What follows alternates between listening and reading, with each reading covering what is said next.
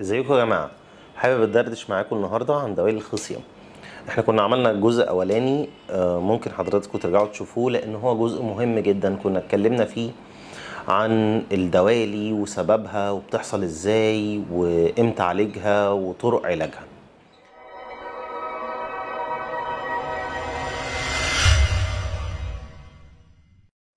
بالنسبة لموضوع امتى اعالجها، في نقطة مهمة جدا عايز اتكلم فيها النهاردة. احنا كنا قلنا ان لو السائل المنوي بتاعك متأثر لازم نشيل الدوالي. في اسباب تانية لعمل عملية الدوالي غير ان يكون في تأثر للسائل المنوي. في ناس بيحصل عندها تأخر في الانجاب. لو عدت السنة وحصل فيه تأخر في الإنجاب وفي دوالي خصية، المفروض تشيلها.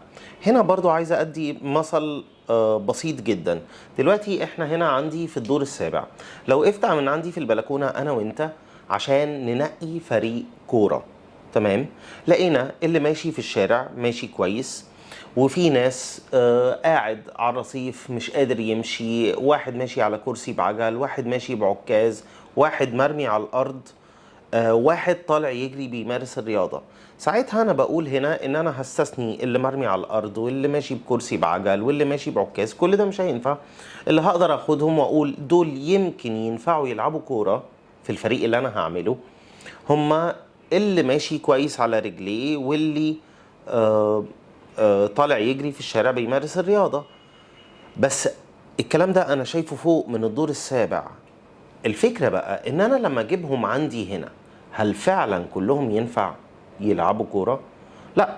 في ناس ممكن يكون عنده مشاكل في القلب، ممكن يكون سنه كبير زي حالاتي، ممكن يكون وزنه كبير ما يقدرش يلعب في فريق كرة قدم.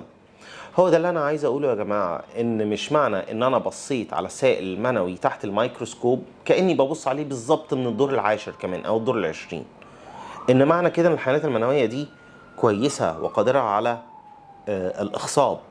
عشان كده في حاله تاخر الاخصاب، الحيوانات المنويه دي في تحليل تاني اسمه DNA fragmentation test. ده بنعمله، ده اللي بيكشف عن قدره الحيوان المنوي او امكانيه الحيوان المنوي ان هو يقوم بالاخصاب. فانا لو عملت DNA fragmentation test ده وطلع فيه مشكله، هنا برضو لازم اعمل الدوالي حتى لو السائل المنوي بتاعك كويس.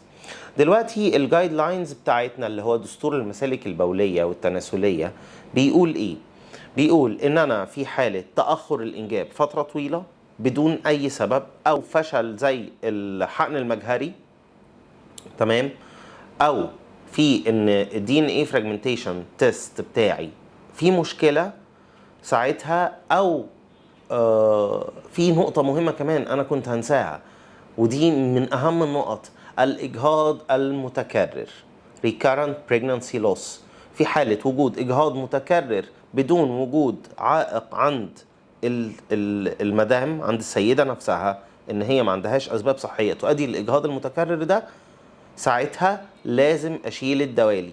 هنا بقول هل الدوالي إن أنا أول ما أشيلها هخلف؟ لا، هو يا جماعة الخلفة دي بتاعت ربنا، احنا بنزود فرص او احتمالات الاخصاب، وهو ده السبب الرئيسي، ان احنا بنزود احتمالات الاخصاب وبنشيل المشاكل المحتملة للانجاب. عشان كده بيبقى مش مجرد ان انا بعمل عملية الدوالي روح او اعمل عملية الدوالي وخد البرشامتين دول واتيفر المادة الفعالة بتاعتهم ايه، لا، ده كورس علاجي كل شهر بيتعمل بطريقة بمركبات معينة عشان تزود قدرة الخصية على الإخصاب، وإن الحيوانات المنوية تطلع سليمة. يبقى أنا عندي في خلال أول سنة لو في مشكلة في السائل المنوي لازم أعمل، وموجودة الدوالي لازم أعمل عملية الدوالي. بعد السنة دي ما تعدي ومفيش إنجاب أو إخصاب حصل، تمام، لو ال DNA fragmentation test في مشكلة، أو لو المدة فعلا زيادة والمدام ما عندهاش مشكلة وعندي دوالي، المفروض أشيل الدوالي. لو حصل إجهاض متكرر، أو حصل إن أنا عملت عملية حقن مجهري وفشلت، تمام. بالإضافة هنا لأن يفضل كمان تتعمل قبل عملية الحقن المجهري عشان تزود نسبة نجاح الحقن المجهري. موضوع الدوالي ده يا جماعة موضوع مهم جدا جدا جدا في تأخر الإنجاب، والناس كتيرة بتهمله وتقول لك احنا هناخد علاج، هناخد مش عارف ايه. الدوالي يا فندم ملهاش علاج فعلي إلا إن هي تتشال، ودي الحالات اللي بتتشال فيها. يعني لو حضرتك السيل المنوي بتاعك كويس في خلال أول سنة وما عدتش سنة، لو سمحت ما تعملش العملية. بعد ما تعدي السنة بنبتدي نعيد تقييم الموضوع. وده اللي أنا كنت حابب أتكلم معاكم فيه النهاردة. شكرا.